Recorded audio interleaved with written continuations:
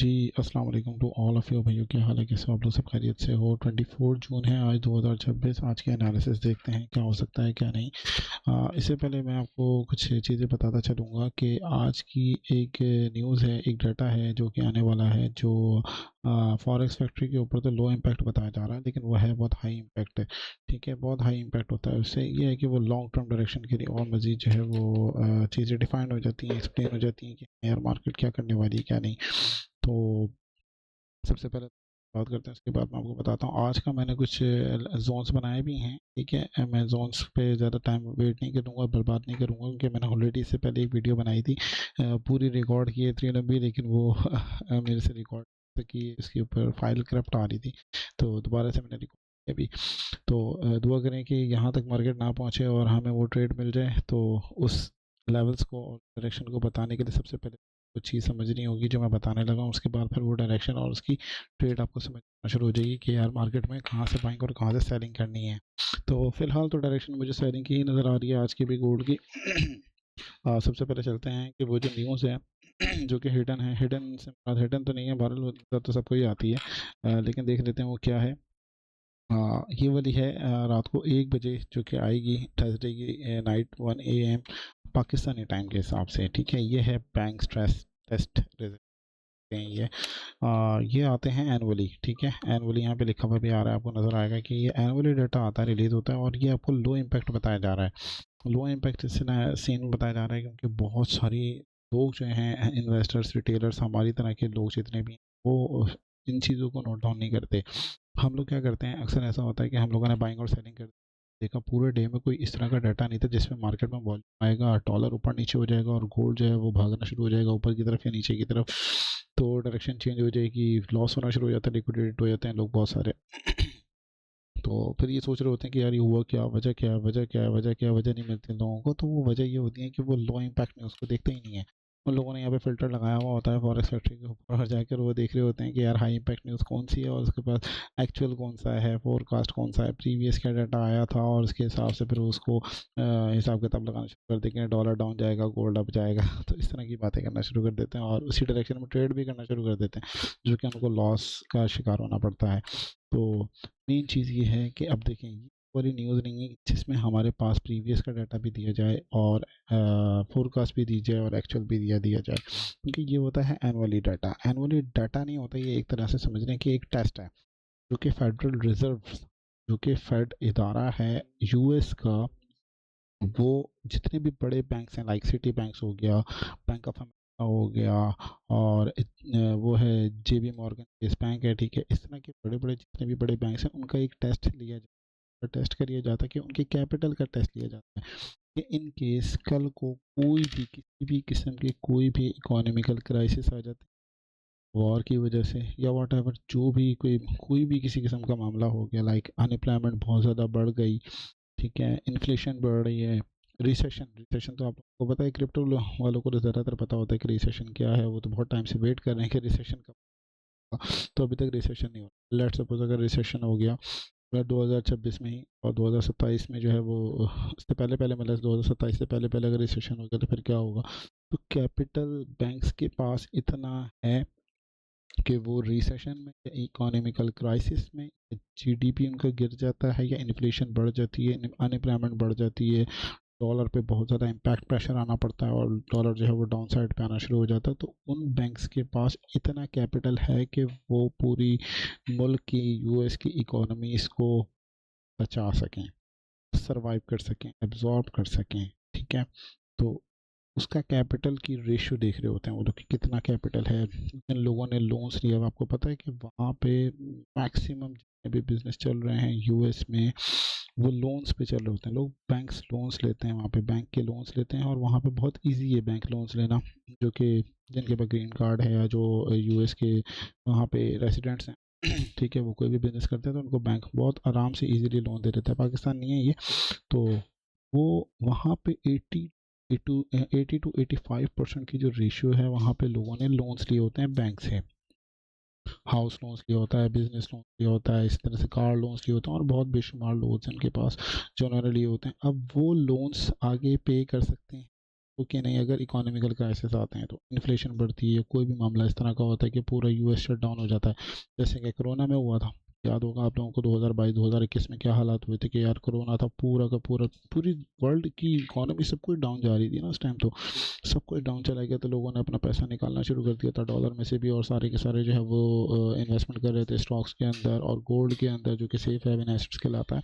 तो इसी तरह से जब इकोनॉमी बर्बाद होने लग जाती है, इकोनॉमिकल क्राइसिस आते हैं, तो बैंक्स के पास इतना कैपिटल है कि वो उसकी इकोनॉमी को या उसकी हुकूमत को बचा सके या लोगों को बचा सके, सर्वाइव कर सके, लोगों को जो है वो सर्विसेज प्रोवाइड कर सके। तो वो उसका एक कैपिटल रेशियो काउंट होता है, टेस्ट लिया जाता है, जो कि डॉलर पे बहुत ज़्यादा इम्पैक्ट करता है। ठीक है, पिछले साल 2025 में जून में ही एक रिजल्ट आया था इसका, सॉरी ये वाली नहीं है, यस, जून 28 2025 को जो है टेस्ट द्वारा फेड ने, इनके इदारे ने, तो ये पास हो गए थे। इनकी एक रेशियो होती है 450% की रेशियो होती है, जो कि मिनिमम है।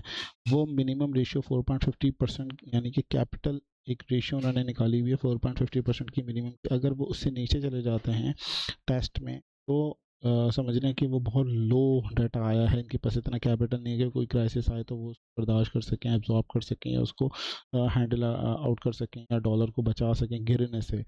तो ये लोग पास हो गए थे। इनका जो डाटा आया था वो 11% का डाटा आया था। ठीक है, इसका जो डाटा इनकी अपनी ही वेबसाइट पे देखना पड़ेगा आपको, फेडरल गवर्नमेंट की वेबसाइट पे जाके, वहाँ जाके मिलेगा। यहाँ आपको डाटा नहीं शो होगा, यहाँ जस्ट आपको ये शो हो रहा है कि यार ये इस तरह का एक टेस्ट रिजल्ट रात को 1 बजे आ रहा है। और ये लोग मोस्टली ट्रेडर्स, मुझे नहीं पता कि कौन लोग देख रहा होगा, लेकिन मोस्टली 90% ट्रेडर्स इसको इग्नोर करेंगे। तो दुआ है कि आप सब लोगों के पास ये वीडियो पहुंच जाए और आप लोगों को पता चल जाए कि यार ये एक कोई टेस्ट रिजल्ट है। इसका रिजल्ट जानने के लिए आप फेडरल गवर्नमेंट की वेबसाइट पे जाकर देख सकते हो, नहीं तो आप यार गूगल पे देखो, जेमिनाई से पूछो, एआई से पूछो, वो बता देगा आपको। वो तो लाइव रिजल्ट देता है निकाल के, तो वो आपको बता देगा भाई क्या टेस्ट आया। ये लोग 4.50 का परसेंट का, अगर क्योंकि रिक्वायरमेंट यही होती है 4.50%, इससे ज़्यादा अगर हो जाए तो बहुत अच्छी बात है। इससे अगर लो आता है तो इसका मतलब है कि आगे चल के डॉलर ख़तरे में है और गोल्ड सेफ हेवन बनेगा, फिर गोल्ड अप जाएगा। तो अभी इस टाइम जो हालात चल रहे हैं पूरी दुनिया के, आपको पता ही है कि स्टेबल है सारा कुछ, सब कुछ स्टेबल जा रहा है अपना। क्रूड ऑयल भी ठीक हो गया, अपनी जगह पे आ गया क्रूड ऑयल भी। ईरान यूएसए वॉर्स भी रुक गई हैं। ट्रम्प की स्पीच से भी पता चल रहा है, फेड की स्पीच से भी पता चला कि भी इंटरेस्ट रेट मज़ीद और बढ़ाने का इरादा है। हो सकता है कि वो बढ़ाएं, कट करने का कोई इरादा नहीं है उनका। और इस तरह से कुछ इन तरह की बातों को जो है ना वो देखा जाए तो डॉलर जो है वो स्ट्रांग होता है इस चीज़ों पे। तो गोल्ड इसलिए प्रेशर में है, डाउन साइड पे जा रहा है, और गोल्ड को डायरेक्शन डाउन पे ही मिलनी है। चले आए, अब हम बात करते हैं, बहुत ज़्यादा टाइम वेस्ट हो गया। अब हम बात करते हैं कि यार क्या लेवल्स निकाले में, क्या हो सकता है मार्केट में। अच्छा, मैंने लेवल्स निकाले हैं कुछ। H1 के टाइम फ्रेम के ऊपर जाते हैं हम लोग।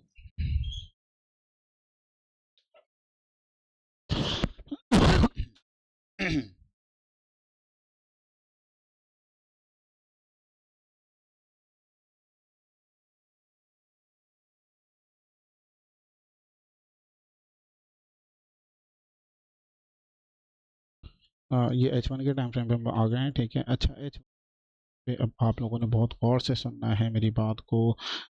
आप लोगों ने फॉरवर्ड नहीं करना आगे, ये 10 10 15 15 20 20 सेकंड को आगे फॉरवर्ड करते रहेंगे, तो ये आप बहुत इंपॉर्टेंट पॉइंट को आप वो कर देंगे, इग्नोर कर देंगे, और आप लोगों को ऐसा लगेगा जो मैंने डायरेक्शन दी है उस पर मार्केट गई नहीं। भाई मार्केट जाती है, मार्केट की एक डायरेक्शन को फॉलो करने के लिए रियल टाइम का आपको वॉल्यूम चाहिए होता है। जब तक कि आप रियल टाइम वॉल्यूम को नहीं देखोगे मार्केट क्या कर रही है बिहेव, मैंने आपको सिग्नल दे दिया यार यहाँ से बाय कर लेना, यहाँ से सेल कर देना, तो इट डजंट मीन कि बाय और सेल आप लोगों ने बस फॉरवर्ड करके वीडियो देखी और आप लोगों ने जो है वो कर दिया और उसके बाद स्टॉप लॉस हिट हो गया, तो फिर आप बाद में मुझे गालियाँ दोगे, तो ऐसा नहीं है।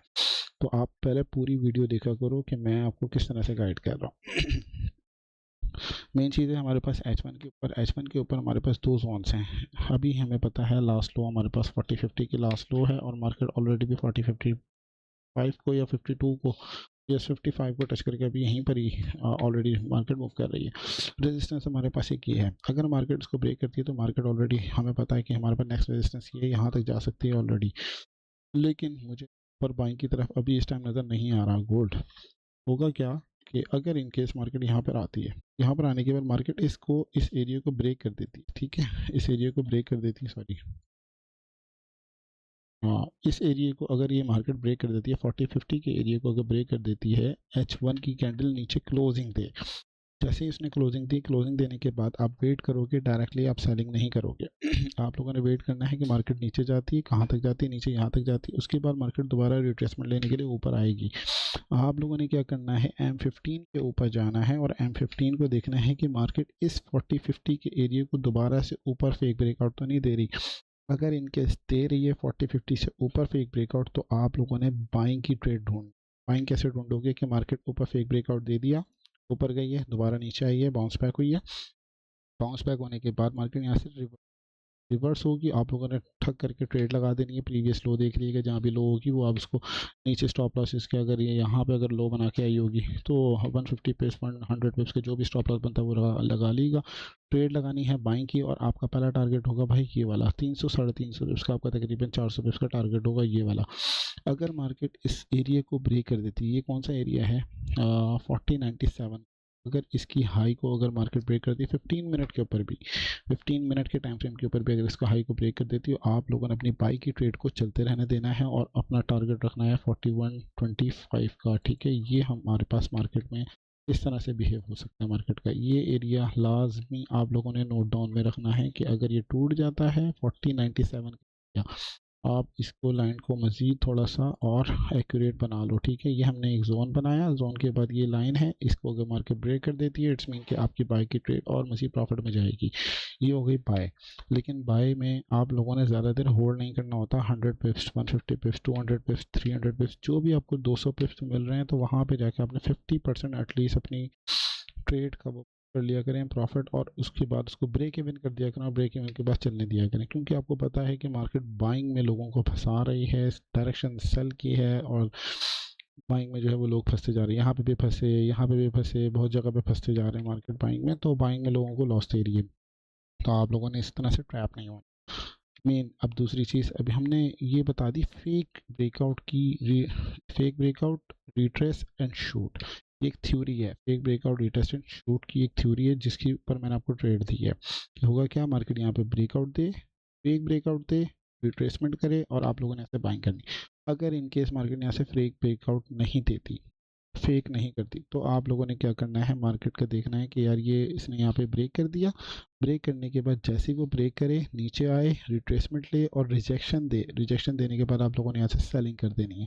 सेलिंग करोगे 100-150 पिप्स का तकरीबन स्टॉप लॉस, इस 50% के ऊपर तकरीबन 40-70 के ऊपर या 65 के ऊपर भी रख लेना, या आप देख लेना फेक ब्रेकआउट तो नहीं हो रहा, फेक ब्रेकआउट हो रहा है तो अपनी सेल की ट्रेड को क्लोज कर देना, फिर बाय ढूंढ, ठीक है। तो दोनों डायरेक्शन में दे रहा हूँ, ये एरिया बहुत इंपॉर्टेंट एरिया है। फिर आपने क्या करना है, सेलिंग की हुई है, सेलिंग का टारगेट क्या होगा, आपका पहला टारगेट होगा भाई इसकी लो, इसकी लो को टूटते हुए देखना है आपने। अगर ये टूट जाती है, मुझे लगता है कि मार्केट यहाँ से लिक्विडिटी ग्रैब करेगी, 4000 के एरिया पे, 4005 के एरिया पे या 4 के एरिया पे जाएगी, और मार्केट दोबारा से यहाँ से करके ऊपर की तरफ आएगी, क्योंकि ऑलरेडी मार्केट में सेलिंग प्रेशर बहुत ज़्यादा आ चुका हुआ है, तो रिट्रेसमेंट के लिए इसको जाना चाहिए। अगर नहीं जाती तो आप लोगों ने वेट करना है, अपनी इस ट्रेड को 50 to 60% 70% प्रॉफिट में क्लोज कर देनी है, ब्रेक इवन स्टॉप लॉस कर लेना है, और देखना है कि मार्केट इस एरिया से नीचे डाउनफॉल पे जाती है, अगर वो जाती है तो आप इसको जाने देना। और कहाँ तक जाने देना भाई, आपकी जो ट्रेड जाएगी वो जाएगी, आप लोगों ने टारगेट रखना है 39 30 का, आप वो जो है ना वो टारगेट रख लेना कि मार्केट 39-30 तक जाएगी, और ये बहुत बड़ी हाई रिस्क रिवॉर्ड रेशियो वाली ट्रेड है, बहुत अच्छी ट्रेड होगी, ठीक है। तो ये बहुत इंपॉर्टेंट एरिया है, यहाँ से आपने इसको ध्यान में रखना है, चीज़ों को ध्यान में रख के चलना है। 4 आवर के टाइम फ्रेम के हिसाब से, 1 आवर के टाइम फ्रेम के हिसाब से मार्केट की डायरेक्शन सेलिंग की है, जहाँ डायरेक्शन है वहीं पर ही जाना है। छोटे टाइम फ्रेम के ऊपर अगर आपको बाइंग मिलती है, जैसे मैंने आपको ये फेक ब्रेकआउट वाला बताया, अगर फेक ब्रेकआउट होता है छोटे टाइम फ्रेम पे जाओगे 15 मिनट के टाइम फ्रेम पे, और यहाँ जाके देखोगे कि यार मार्केट ने क्या किया, फेक ब्रेकआउट दे दिया, रिट्रेसमेंट कर लिया, मार्केट रिजेक्शन दे रही है, उठा के बाय लगा दो, दिस इज़ द पॉइंट, ठीक है। तो इतना ज़्यादा कॉम्प्लिकेट नहीं करना सिस्टम को। बाकी मैंने आप लोगों को बता दिया कि यार मार्केट में इस टाइम सेंटिमेंट्स, फंडामेंटल्स, हर चीज़ डाउन की तरफ ही बता रहे हैं, कुछ भी बाई की तरफ नहीं बता रहा। बाय तब होगी मार्केट जब कोई बड़ी एक अच्छी न्यूज़ आ जाए। फिलहाल टेक्निकल्स नहीं बता रहे कि वो बाइंग हो सकती है मार्केट। हाँ, ये इंपॉर्टेंट एरिया, ये दो इंपॉर्टेंट एरियाज़ हैं कि आप देखो अगर 4 आवर के टाइम फ्रेम पे जाके तो यहाँ पे मार्केट ने एक लो बनाई है, ठीक है। इससे पहले भी मार्केट ने जब लास्ट टाइम क्रैश हुई थी, देखो डेली के टाइम फ्रेम के ऊपर, ये बहुत इंपॉर्टेंट वीक है, ये याद रखिएगा, ये वीक की क्लोजिंग बहुत इंपॉर्टेंट है। मार्केट जब लास्ट टाइम क्रैश हुई थी 55 के एरिया से, 55-50 के एरिया से जब मार्केट नीचे गिरी थी तो सीधा यहाँ आई थी और फिर उठ के दोबारा ऊपर गई थी। ऊपर आने के बाद फिर मार्केट इस जगह पे आई और इसको ये मार्केट ऑलरेडी क्लोज कर चुकी हुई है, इसको ब्रेक कर चुकी हुई, जो कि लास्ट लो है। तो मार्केट में अभी इस टाइम बाइंग अपॉर्चुनिटीज़ दिखी नहीं रही हैं। मैं बहुत दिनों से आपको पिछली वीडियोस में मैंने आपको बताया है कि सेल डायरेक्शन है, सेलिंग पे रहना है, सेलिंग पे रहना है। कुछ हमारे ग्रुप के लोग हैं जो कि बाइंग में फंसे हुए थे और बहुत सारी दुनिया बाइंग में इस टाइम फंसी हुई होगी, ठीक है, क्योंकि वो गोल्ड को ज़्यादातर लोग बाइंग बाइंग बाइंग बाइंग देखते हैं। तो बाइंग होगी, बिल्कुल होगी। लॉन्ग टर्म गोल्ड बाइंग ही होता है, कभी सेलिंग में नहीं आता। हाँ, जो अभी आ रहा है वो एक तो ईरान यूएस वॉर की वजह से, क्योंकि ये ऑयल की वॉर थी और ऑयल की वॉर में सब चीज़ें देखी जाती हैं, तो इस वजह से गोल्ड जो है वो डाउन की तरफ अभी आ रहा है इस टाइम। तो इंशाल्लाह जाएगा, ऊपर ही जाएगा। लास्ट हमारे पास 39 टू 38-50 डॉलर का जोन है। यहाँ से हम लोग बाइंग की तरफ देखेंगे कि यार मार्केट बाइंग की तरफ अगर हमें इशारा देगी तो हम यहाँ से फिर बाइंग ठोकेंगे और लॉन्ग टर्म के लिए, ठीक है जी। वीडियो को सब्सक्राइब कर दें, लाइक कर दें, और मेन चीज़ ये है कि हम डेली बेसिस पे आपको इसी तरह से प्रॉपरली सिग्नल्स लेवल्स के साथ आप लोगों को डायरेक्शन बताई जाएगी। डायरेक्शन होगी तो आप लोग ट्रेड कर सकते हो, डायरेक्शन नहीं होगी तो फिर दिन में 10-10, 12-12, 15-15 ट्रेडें करोगे और उसके अंदर एट दी एंड जो है ना इतनी ज़्यादा हार्ड वर्किंग करके जो है वो लॉस करोगे। तो हार्ड वर्किंग नहीं करनी है हमने ट्रेडिंग के अंदर, हार्ड वर्किंग नहीं स्मार्ट वर्किंग करनी होती है, ठीक है। थैंक यू, अल्लाह हाफिज़।